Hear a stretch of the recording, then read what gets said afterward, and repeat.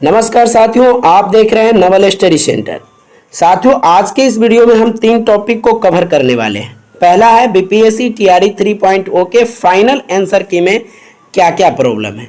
दूसरा, क्या फिर से फाइनल आंसर की जारी हो सकता है। और तीसरा हमारा टॉपिक है, यदि फिर से फाइनल आंसर की जारी नहीं होता है उस केस में हमारा टीआरई 3.0 के प्राइमरी का कटअप क्या रहने वाला है। तो इन तीनों टॉपिक को आज हम लोग चर्चा करेंगे। सबसे पहला टॉपिक है हमारा बीपीएससी टीआरई 3.0 के फाइनल आंसर की में प्रॉब्लम।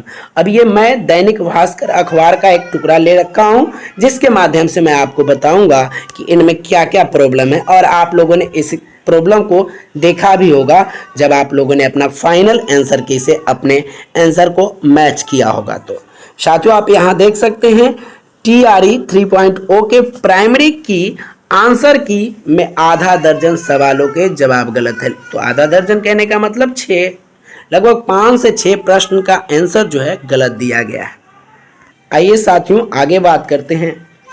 बीपीएससी द्वारा बीते रविवार को टीआरई 3.0 के प्राइमरी की फाइनल आंसर की जारी किए जाने के बाद शिक्षक अभ्यर्थी परेशान हैं। उनका कहना है कि आंसर की में कुछ प्रश्नों के उत्तर गलत है। इस पर आपत्ति के बाद भी सुधार नहीं किया गया है। फाइनल आंसर की के आधार पर बड़ी संख्या में अभ्यर्थियों के नंबर में 3 से 4 की कमी आई है, तो कुछ के 1 से 2 अंक बढ़े भी है। यानी 3 से 4 की कमी आई है, तो बहुत सारे लोग ऐसे हैं जिनमें 1 या 2 नंबर बढ़े भी है। तो स्वाभाविक है कि जब भी आंसर की में चेंज आएंगे तो कुछ के नंबर बढ़ेंगे और कुछ के घटेंगे। साथियों, हम अपने YouTube channel Naval study centre पर एक पोल किया था, जिसमें मैंने अपने साथियों से पूछा था कि बताइए कि फाइनल आंसर की के बाद आपके नंबर घटे हैं या बढ़े हैं। तो साथियों, मैं आपको पोल दिखाता हूँ। लगभग 85% साथियों ने कहा था कि भाई मेरे तो नंबर घटे हैं। 85% लोगों ने कहा था कि मेरे नंबर घटे हैं। तो साथियों, इस आधार पर हम कह सकते हैं कि 85% लोगों के नंबर घटे हैं, तो आंसर की में फॉल्ट है। मात्र 15% ऐसे हैं जिनके 1 या 2 अंक बढ़ गए हैं। तो आप उम्मीद कर सकते हैं कि आंसर की में जो आप देख सकते हैं कि एक रीजनिंग का प्रश्न था जिसमें चाचा के बारे में पूछा गया था और बहुत साथियों ने एम मारा था। मैंने भी ई मारा था, ऑप्शन ई जो था उसको मारा था।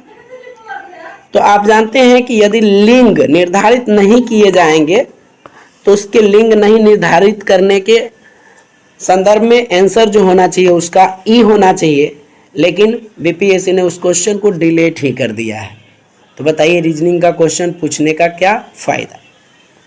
इस तरह से बहुत सारे प्रश्न हैं जिनमें आंसर की में आंसर गलत है। बहुत सारे ने बी एम भी मारा था तो उनका पहले सही था, और हमने ई मारा था तो मेरा पहले गलती था। अब ये दोनों लोग बराबर पर आ गए क्योंकि इनका भी डिलीट मेरा भी डिलीट। ठीक है।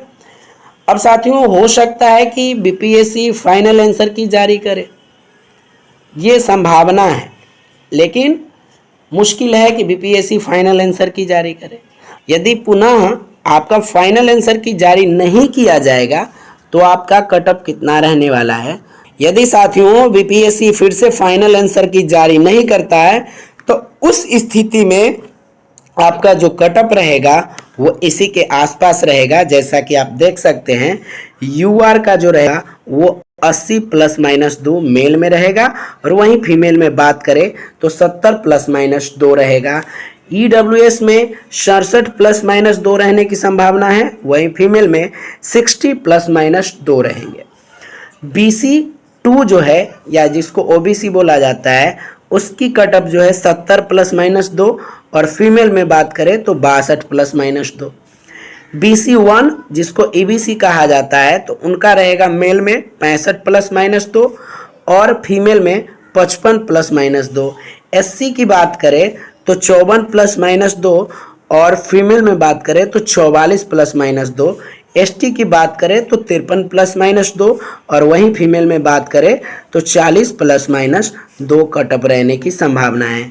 साथियों, एससी और एसटी फीमेल में कटअप के लिए आपको परेशान होने की ज़रूरत नहीं है, क्योंकि आपने देखा था टीआरई 2.0 में मात्र 1800 रिजल्ट बना था, जिसमें लगभग 1100 महिलाओं का रिजल्ट बना था और उसमें मात्र 39 नंबर पर कटअप गया था।